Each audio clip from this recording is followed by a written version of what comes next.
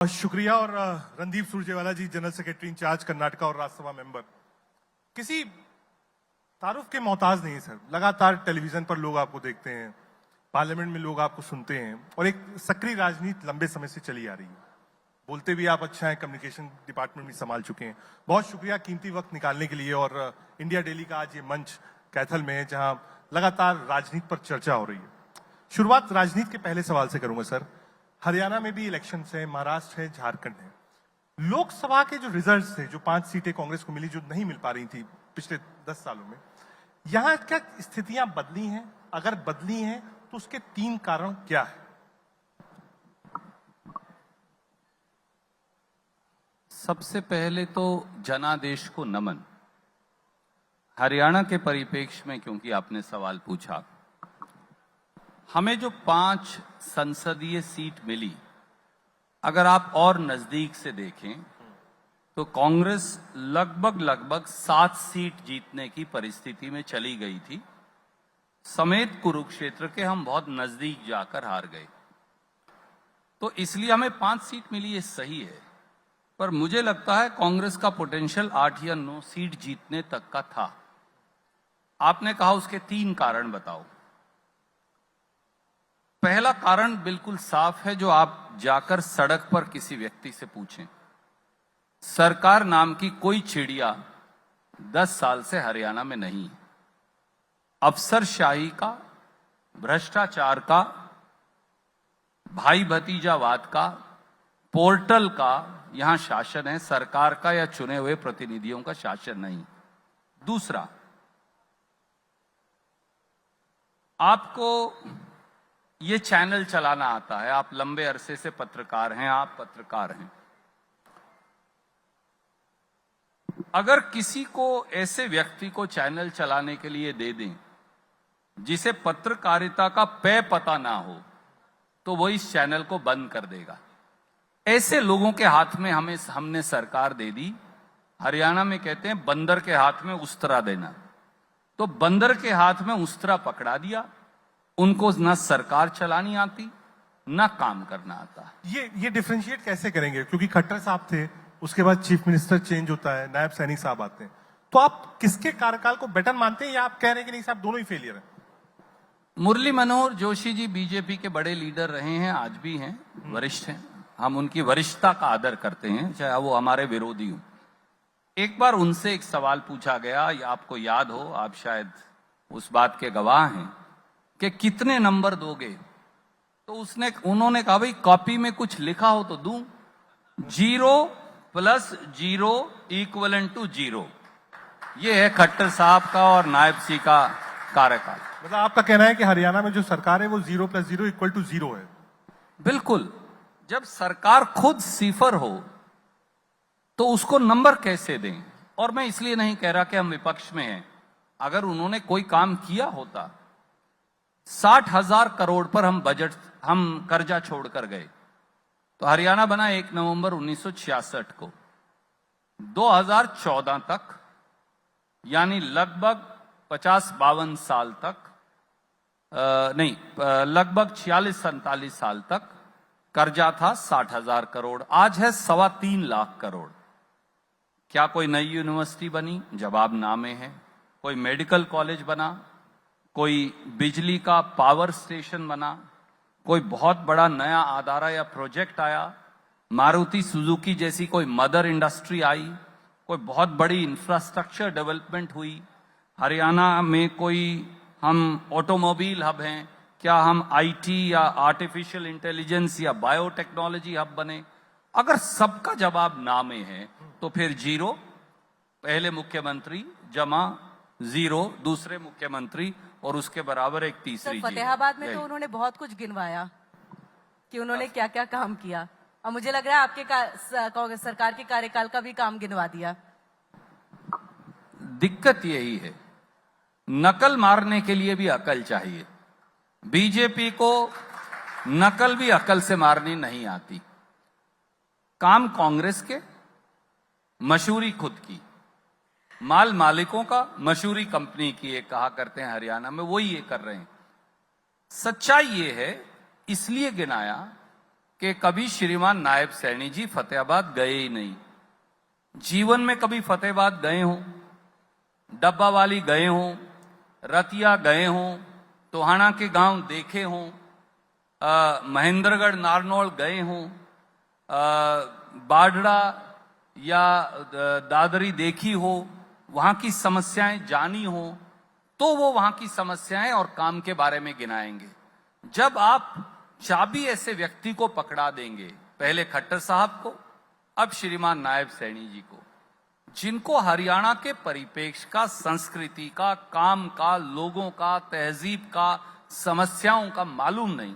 जो समस्या कैथल की है वो माफ कीजिए यहाँ गुला चीका की नहीं है जी। गुला चीका की एक यूनिक प्रॉब्लम है।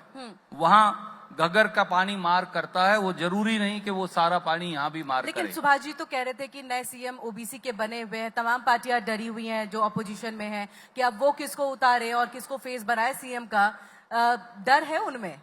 देखिए सुभाष जी हमारे भाई हैं छोटे, और उन्होंने पूरी जिंदगी कांग्रेस में लगाई। वो भी वही पाठ पढ़ते हैं जो कांग्रेस ने उन्हें सिखाया, इसलिए मैं क्यों उनसे विवाद करूं। ठीक है रणदीप जी, ये जब भी चुनाव आता है तो कांग्रेस में ये फीलिंग रहती है कि हरियाणा तो कांग्रेस पार्टी जीत रही है। पिछले 2 चुनाव से हमेशा एक चर्चा होता है। अब की भी आप अगर सुनेंगे लोगों से तो चर्चा का विषय ये है कि कांग्रेस पार्टी हरियाणा में चुनाव जीत रही। लेकिन हर बार जो वोटिंग होती है, और अगर आप उसके आंकड़े देखिए ध्यान से, तो कहीं ना कहीं एक लाइन खींचती है जाट और गैर जाट वोटर्स में। हालांकि लोकसभा के जो आंकड़े और ट्रेंड्स हैं वो इससे थोड़ा अलग है, जो आपके लिए रिलीफ की बात है। तो जो गैर जाट वोटर है, क्या वो टर्न अराउंड हुआ है? लोकसभा में तो दिख रहा है, क्योंकि बिना उसके सरकार बनती नहीं। आपने 2 सवाल पूछे रजत भाई। पहली बात, 2019 में कोई ये नहीं कह रहा था कि हम सत्ता में आ रहे हैं। उल्टा बीजेपी ने 75 पार का नारा चलाया हुआ था। तो ये बात सही नहीं है कि हर बार हम कह रहे हैं कि हम आ ही रहे हैं, आ गए फिर नहीं आते। नहीं, ऐसा नहीं। इस बार हरियाणा के आम जनमानस की जबान पर यह है कि कांग्रेस को 70 सीट आ रही। मैं नहीं कह रहा, करेगा ईश्वर और लोग निर्णय, क्योंकि अहंकार जो है उसकी कोई राजनीति में जगह नहीं। पर अगर आप साधारण से साधारण व्यक्ति से, जिसका कोई राजनीति से लेना देना नहीं, बात करें तो वो कहेगा कि कांग्रेस 70 सीट पर आने की ओर अग्रसर है। दूसरा सवाल है जातीय विभाजन का। बीजेपी ने सत्ता कैसे ली? हरियाणा की भी बात बताऊंगा, आप एक तरफ से देख लीजिए। गुजरात पटेल बनाम गैर पटेल, पाटीदार बनाम गैर पाटीदार, हम पटेल भी कह देते पर पाटीदार। राजस्थान राजपूत बनाम ब्राह्मण बनाम जाट, परफेक्ट। इन तीनों को डिवाइड किया, सत्ता में आ गए। पंजाब सिख बनाम हिंदू, हरियाणा जाट बनाम गैर जाट, उत्तर प्रदेश ब्राह्मण बनाम राजपूत बनाम दलित, झारखंड आदिवासी बनाम गैर आदिवासी, महाराष्ट्र मराठा बनाम गैर मराठा, कर्नाटक वोकालिगा बनाम लिंगायत बनाम दलित, तेलंगाना आंध्र प्रदेश बिल्कुल यही कहानी। ठीक है, आप एक तरफ से दूसरी तरफ चलते जाइए। भाजपा का मॉडल क्या है? या तो धर्म के आधार पर लड़ाओ, पहला मॉडल हिंदू बनाम मुसलमान करवाओ, या जाति के आधार पर लड़ाओ। एक जाति को पकड़ो, उससे इतनी नफरत पैदा कर दो कि बाकी जातियां उनके खिलाफ इकट्ठी हो जाएं। पर एक कहावत और भी है, काठ की हांडी बार बार नहीं चढ़ सकती। हरियाणा के गरीब ने, रविदासिया ने, वाल्मीकि सेंसी धानक ओड ने, हरियाणा के पंजाबी बनिए ब्राह्मण ने, हरियाणा की बैकवर्ड क्लास ने अब ये जान लिया है, समझ लिया है, केवल जातीय विभाजन से जिंदगियां नहीं बदल सकती। जिंदगियां काम के तरीके से, नीति के सलीके से और जमीनी क्रियान्वयन से बदलेगी। वो भाजपा के पास नहीं। जी सर, अभी आपने अपनी बातों में कहा कि कांग्रेस इस बार 70 लाने वाली है विधानसभा में, और ये हम नहीं कह रहे, ये जनता कह रही है। जनता 70 देने को तैयार है, क्या कांग्रेस 70 लेने को तैयार है? क्योंकि कांग्रेस की एकजुटता एक मंच पर नजर नहीं आती। हुड्डा एक तरफ जाते हैं, कुमारी सैलजा की बात करूं जिन्होंने अभी एक रैली और अपने इसकी शुरुआत की, उसमें कहीं पर भी भूपेंद्र सिंह हुड्डा की कोई तस्वीर नहीं, उदय भान प्रदेश अध्यक्ष उनकी कोई तस्वीर नहीं। एक तरफ से एक गुट आपका है, आप कुमारी सैलजा को सपोर्ट करते हैं लेकिन हुड्डा से उतनी ही तलखी है। तो क्या एकजुटता अगर नहीं रहेगी तो आपको नहीं लगता है कि इसका खामियाजा चुनाव में भुगतना पड़ेगा, जो हमने पंजाब में भी देखा और बाकी राज्यों में भी? देखिए, कांग्रेस पार्टी में आंतरिक प्रजातंत्र है। मेरी एक सोच हो सकती है, शैलजा जी की एक और सोच हो सकती है, भूपेंद्र सिंह हुड्डा जी की एक और सोच हो सकती है, चौथे साथी की एक और सोच हो सकती है। जब हम फाइनली सरकार बनाएंगे, हम उन सारे सोच और विचार को जोड़कर एक मजबूत कांग्रेस की सरकार बनाएंगे। हमारे यहां जूतों में दाल नहीं बंटती। मैं एक छोटा सा उदाहरण दूं, खट्टर साहब को रिप्लेस करना था, पहले तो पंडित रामविलास शर्मा जी को दरकिनार किया गया जी। किसको रिटायर किया? 25 साल जूतियां बीजेपी के लिए मेहनत करके पंडित रामविलास शर्मा जी ने तुड़वाई। फिर एक दिन झोला उठाकर एक बाहर से आदमी आया हरियाणा के, पहली बार जिंदगी में उसने चुनाव लड़ा। मैं उनका आदर करता हूं, मुझसे बड़े हैं खट्टर जी उम्र में, पर पहली बार हरियाणा आए, रोहतक के रहने वाले हैं, चुनाव लड़ा करनाल से। करनाल में उनका ना मकान है, ना दुकान है, ना कोई रास्ता, और वो वहां से जातिगत विभाजन में चुनाव जीत गए। और जो पुराने बीजेपी के पूरा नेतृत्व था, उन सबको रिटायर कर दिया और इन्हें बना दिया। खूब झगड़ा हुआ। हर रोज खट्टर साहब और अनिल विज जी लड़ते थे। जब मुख्यमंत्री रिप्लेस हो रहा था तो आपके चैनल्स ने दिखाया, मुझे नहीं मालूम, मैं तो टीवी देखता हूं, मुझे उनके घर की कोई जानकारी नहीं, कितनी बार लोग बाहर गए, अंदर आए, भाग गए, वापस गाड़ी में बैठ गए, इंटरव्यू दिया विज साहब ने, फिर वापस आ गए। ये क्या है? ये प्रेम है या जूतों में दाल बंटना है? हमारे यहां जूतों में दाल नहीं बंटती। हमारे यहां मतभेद हो सकता है, मन भेद नहीं है।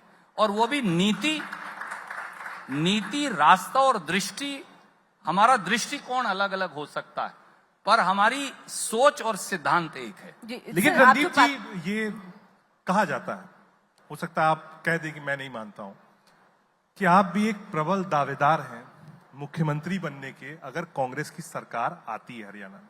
शैलजा जी भी सीनियर मोस्ट हैं और हुड्डा साहब 2 बार सर्व कर चुके हैं। तो क्या ये वर्चस्व की लड़ाई नहीं है 3 लीडर्स की, जो तीनों कैपेबल हैं हरियाणा को लीड करने में? और कोई भी आदमी जो पॉलिटिक्स करता है, आप यूथ कांग्रेस, आपने आईसीसी सर्व किया, कम्युनिकेशन सर्व किया, इंचार्जेस रहे, चुनाव लड़ाया, कोई भी पॉलिटिशियन हमेशा एक्सपेक्ट करता है और डिजर्व करता है कि उसने मेहनत करी तो वो चीफ मिनिस्टर बन सकता है। रजत भाई, राजनीति में आगे बढ़ना बुरी बात है क्या? कोई बुरी बात नहीं, पर दूसरे साथी को भी तो अधिकार है, मेरे अलावा और लोगों को भी अधिकार है अपनी अपनी महत्वाकांक्षा रखने का। पर एक बात जान लीजिए, हम सबकी महत्वाकांक्षा प्रांत के हितों से बड़ी नहीं। बीजेपी और कांग्रेस का मूलभूत अंतर क्या है, मैं आज आपके दर्शकों को बताना चाहूंगा जी। हमारी महत्वाकांक्षा व्यक्तिगत है, पर वो पार्टी से छोटी है और प्रांत से जरूर छोटी है। प्रांत के 2.5-3 करोड़ लोगों का हित हमारी व्यक्तिगत महत्वाकांक्षा से बड़ा है। हरियाणा हमसे बड़ा है सबसे, और हमारी पार्टी हमसे बड़ी है। बीजेपी में किसी तरह से टांग खींचकर, एक क्रैब कल्चर अंग्रेजी का शब्द है कि वो केकड़े ऊपर चढ़ते हैं, दूसरा केकड़ा उसकी टांग खींच लेता है, फिर तीसरा उसकी खींच लेगा, चौथा उसकी खींच लेगा। ये बीजेपी है। आज ही देख लीजिए, आपका चैनल दिखा रहा था कि आदित्यनाथ जी के साथ क्या क्या व्यवहार हो रहा है, अभी किस तरह से जूतों में उनकी दाल बट रही यूपी में। आपके चैनल ही पे देख रहा था मैं अंदर थोड़ी देर पहले। तो इसलिए कांग्रेस ना क्रैब कल्चर से ग्रस्त नहीं है। महत्वाकांक्षा अच्छी बात है, अपने इलाके को ताकत देना अच्छी बात है, पर सिद्धांत, पार्टी और प्रांत और देश हमसे बड़ा है। जी सर, जिस तरह से लोकसभा में 5 सीटें, कांग्रेस गदगद है, इसमें कोई दो राय नहीं है। हाँ, आगे बढ़ना है क्योंकि सिर्फ यहीं तक नहीं, सत्ता पे काबिज होना है। विधानसभा चुनाव कहे तो एक तरह से लिटमस टेस्ट के तौर पर भी आगे आने वाले दिनों के लिए देखा जाएगा। आपसे इसी बात को, क्योंकि अभी तक जो जानकारी मिल रही है कि हर विधानसभा सीट पर एक सीट के लिए कम से कम 10-10 कैंडिडेट जो है वो खड़े हो रहे हैं और इसके साथ अब तक 900 ऐसे उम्मीदवार और उनकी जो एप्लीकेशंस है वो अब तक पहुंच चुके हैं।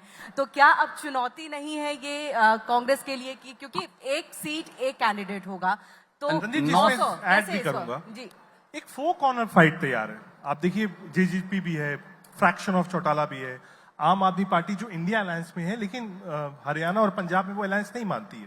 तो ये जो 4-5 पार्टियां, आप देखिए एक अलायंस भी हुआ है बहुजन समाज पार्टी के साथ, तो आपको लगता नहीं वोट बिखरते हैं या आपको लगता है कि जनता थोड़ी समझदार हो गई है, दो के बीच में मुकाबला मानती है? पहले तो देखिए, हरियाणा के लोगों को आप, खट्टर साहब जरूर कहते हैं कि हमारे पास कंधे से बुद्धि ऊपर नहीं है हमारे अंदर, पर वो उनका बीजेपी का नजरिया हो सकता है। उन्होंने कहा था ना हरियाणा का आदमी कंधे से ऊपर कमजोर है, पर हरियाणा के आदमी को बुद्धि, सोच, आध्यात्म, दृष्टि, वैचारिक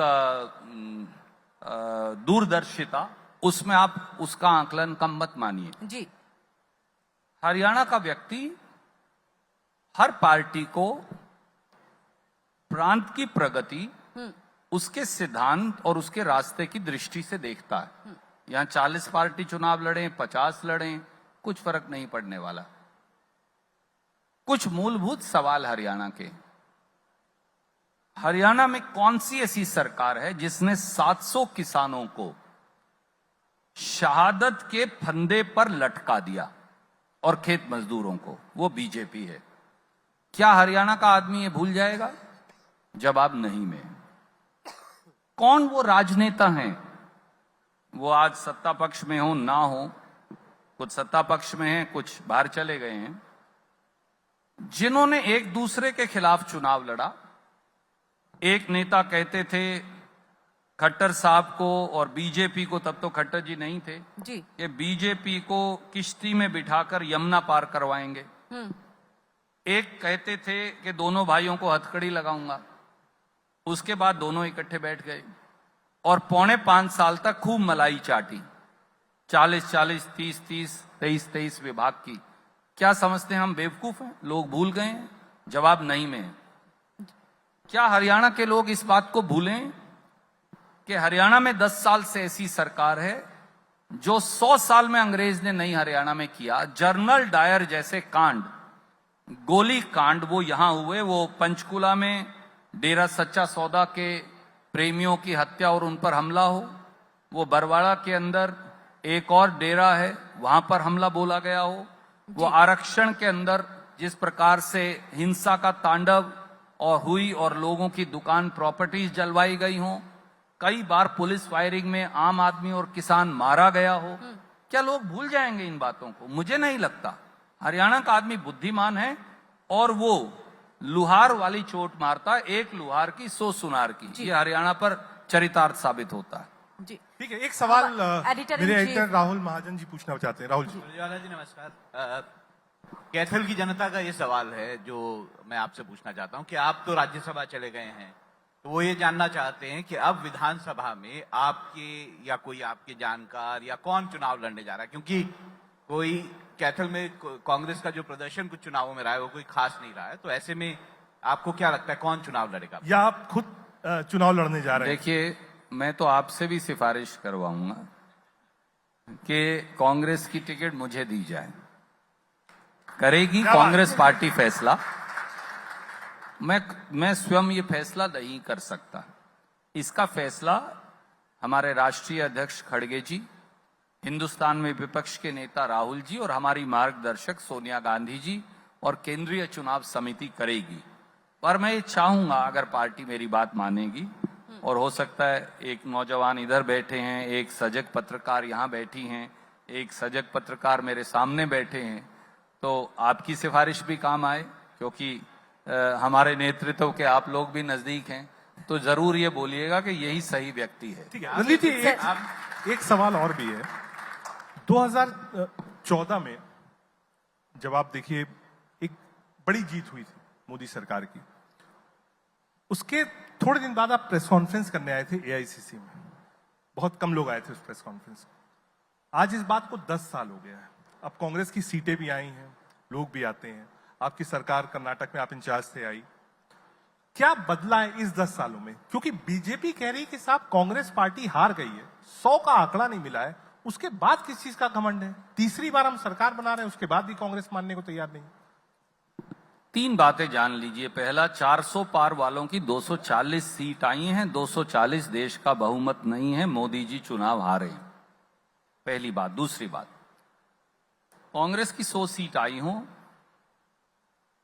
और मैं ये आपकी तरफ इशारा नहीं, पूरे देश का मीडिया हमारे खिलाफ, पूरे देश के अखबार हमारे खिलाफ, देश का चुनाव आयोग हमारे खिलाफ, देश की इलेक्ट्रॉनिक वोटिंग मशीन हमारे खिलाफ, देश के बड़े बड़े उद्योगपति जो लाखों अरबों करोड़ रुपए के मालिक हैं वो हमारे खिलाफ, देश की सब ऐसी ताकतें जो सरकार का तंत्र का हिस्सा है वो हमारे खिलाफ।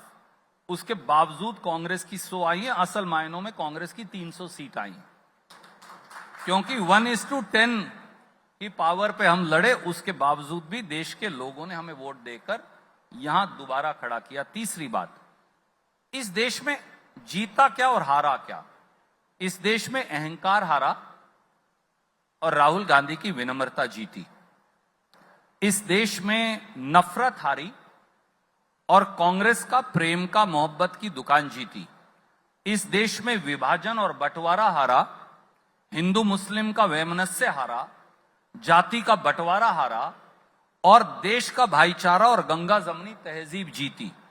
इस देश में अहंकार और सत्ता का दुरुपयोग हारा और इस देश में जनता की जवाबदेही सरकार को हो और सरकार जनता की ड्योढ़ी पर झुककर शासन करे, ये स्पिरिट जीती। और वो लोग जो आदमी को आदमी नहीं समझते थे और जमीन से 6 फुट ऊपर चला करते थे, उनको जमीन से 6 फुट नीचे उनके अहंकार को जनता ने गाड़ दिया। ये इसलिए इस देश की जनता जीती। ये अंतर है 2014 और 2024 में।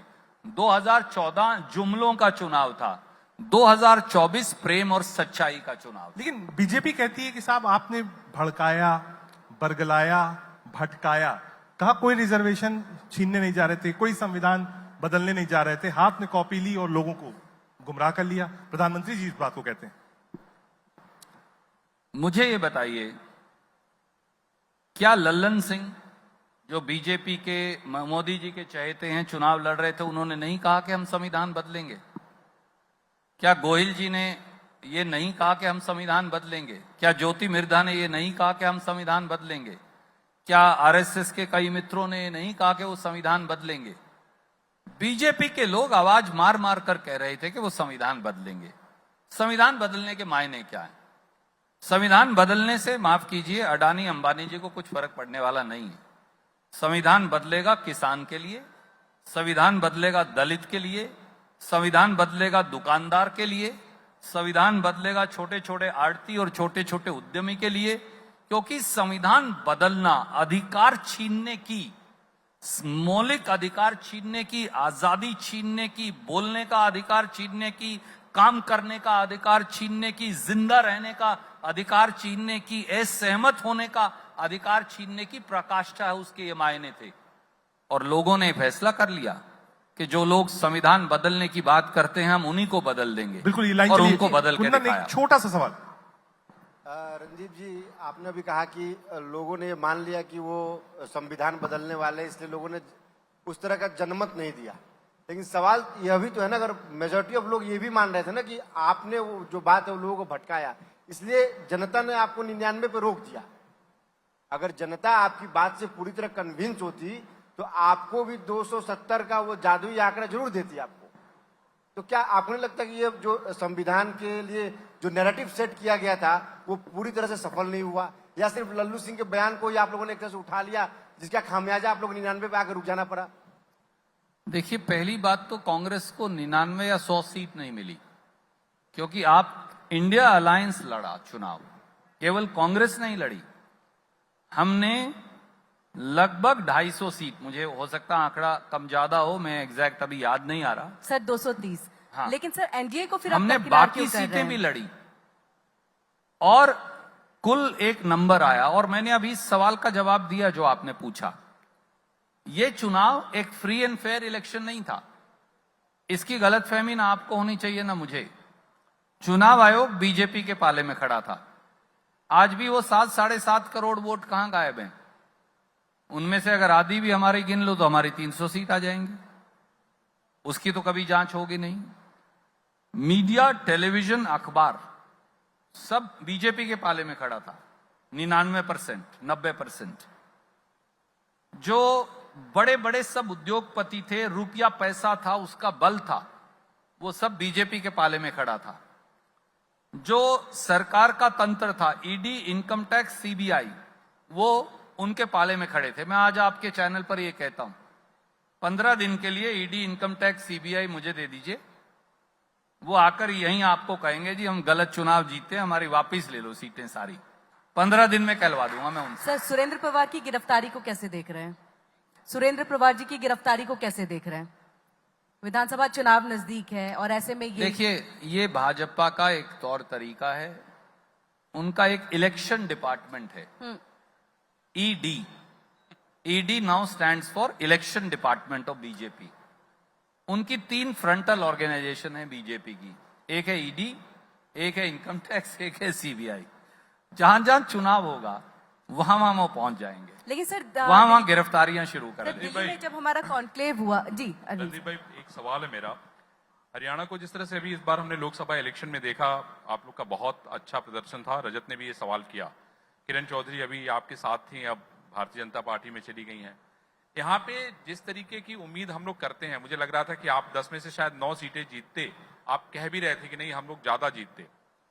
क्या आपको लगता नहीं है कि भाई आप और शैलजा जी एक तरफ हो जाते हो, हुड्डा जी एक किनारे हो जाते हैं, आप न उधर प्रचार करने जाते हो, और ये जो डिफरेंसेस है वो दिखता है, उसको वो किसी से छुपा नहीं है। आप मजे हुए राजनेता हो, सारे सवालों के आप बहुत अच्छे जवाब दे रहे हो, लेकिन मुझे इस सवाल का जवाब नहीं मिलता है कि जो इंटरनल समन्वय होना चाहिए वो कांग्रेस में दिखता नहीं है। क्योंकि जब रजत ने यही बात कही कि हम लोग देखते हैं कि नहीं हरियाणा में तो कांग्रेस विनर है, लेकिन जब हम रिजल्ट देखते हैं तो कहीं ना कहीं वो पीछे रह जाती है। सबसे बड़ा कारण ये है।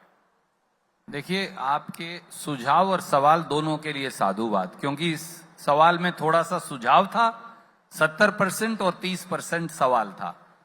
मैं कपिस्थल की तपोभूमि से आता हूं ना, हम हिसाब पूरा करते हैं कैथल में। आप मुझे ना, अगर मुझसे ना पूछें तो ये जो सारे साथी बैठे हैं और मेरे बाएं को भी जो बैठे उनसे पूछ लीजिएगा, वो आपको बताएंगे कि हम हिसाब हमेशा पूरा करते हैं कैथल के लोग। मैंने जैसा कहा, मतभेद हो सकता है और प्रजातंत्र में मतभेद अनिवार्य है, जरूरी है। स्वस्थ प्रजातंत्र के लिए थोड़ा वाद विवाद, थोड़ा सा डिफरेंस ऑफ ओपिनियन, थोड़ा सा एक दूसरे से असहमति और नीतिगत दृष्टि से भी एक दूसरे से कभी कभी, जिसको आप टकराव बोलते हैं और मैं मतभेद बोलता हूं, वो आवश्यक है। क्योंकि उसके बगैर ना सही नीति बन सकती, ना सही रास्ता, और ना हम कार्यकर्ता से न्याय कर सकते। कार्यकर्ता से, नेताओं से न्याय करने का ये संघर्ष भी है, और इसमें एक फाइनल आर्बिटर है। वो फाइनल आर्बिटर हैं राहुल गांधी जी, मल्लिकार्जुन खड़गे जी और सोनिया गांधी जी।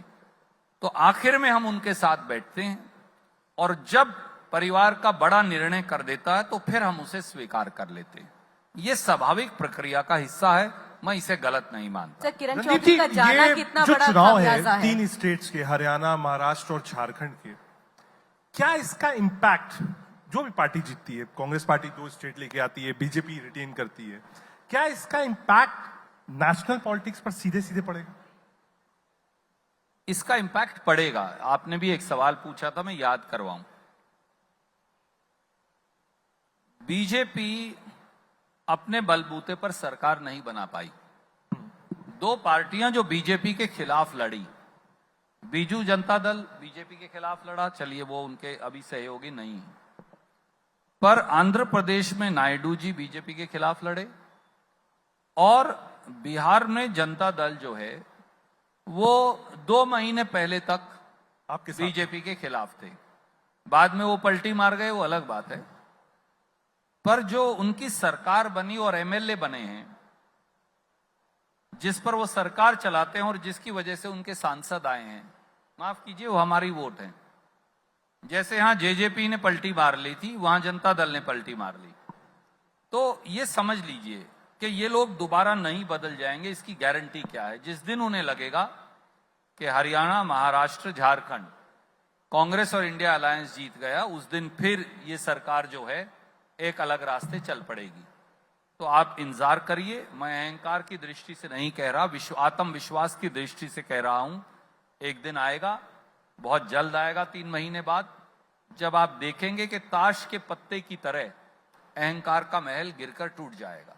बहुत शुक्रिया रणदीप सुरजेवाला जी, आपने एक अपना सवाल मैं कीमती पूछना चाहता हूं। हरियाणा के लिए बड़ी सुखद खबर है, पेरिस ओलंपिक्स में पहला जो है पदक जीता है और वो भी हरियाणा की लड़की ने जीता है। मनु भाकर ने कांस्य पदक जीता है। मैं चाहूंगा कि आप एक रिएक्शन दें। देखिए, याद करिए जब हमारे एक और नौजवान चोपड़ा ने, जो पानीपत के रहने वाले हैं, इसी प्रकार से जेवलिन थ्रो में जब वो जीता था, जो भाला फेंकते हैं, और आज फिर मुझे विश्वास था आज सुबह, पर कई बार बोलने से नजर लग जाती है, तो हम इंतजार कर रहे थे। हमारे यहाँ हरियाणा में कहते हैं कि भाई पहले ही कह दिया तो कहीं नजर ना लग जाए बिटिया को। तो मनु भाकर को, पूरे परिवार को, उनके कोच को, उनको बहुत बहुत बहुत शुभकामनाएं। हरियाणा की बेटी ने हरियाणा का नाम रोशन किया है।